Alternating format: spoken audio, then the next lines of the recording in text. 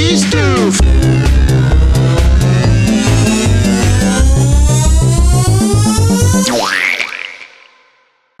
Das, meine Freunde, ist ein 2CV-Chassis.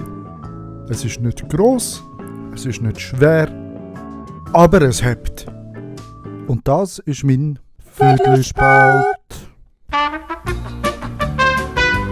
Der heutige Plan ist eigentlich, soweit das Chassis komplett von allen Einzelteilen befreit zu haben. Das heisst, die Räder, Vorder- und Hinterachse, der Tank, die Stossdämpfer, alles muss weg.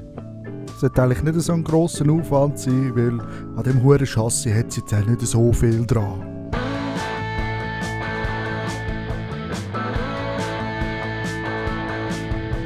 Das ist auch alles. Super gut gelaufen. Bis... You underestimate my power. Don't try it. Dann habe ich fast 2 Stunden damit verbracht, eine verdammte Mutter zu lösen. Hier ein kleiner Ausschnitt.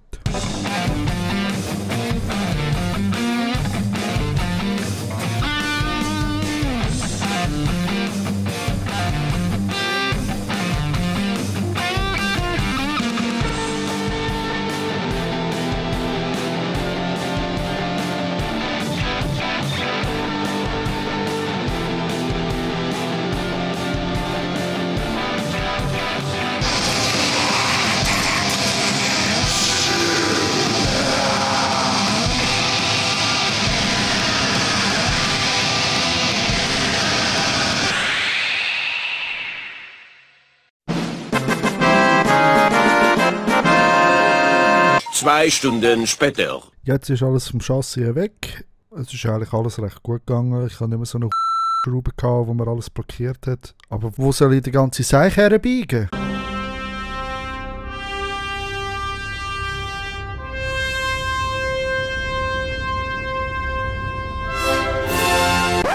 Du willst mir doch jetzt nicht sagen, dass Kotflügel, Stossdämpfer, Vorder- und Hinterachse, Motorhaube und das ganze Elektromaterial in diesem Auto Platz haben. Yeah, boy.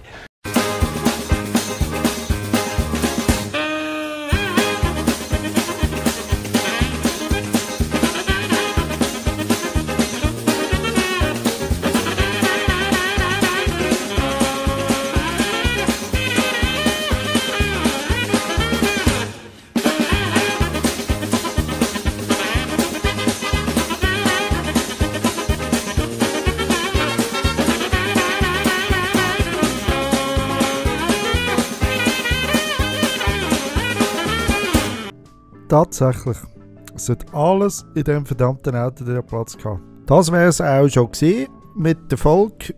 Ja, ich hoffe, es hat euch gefallen.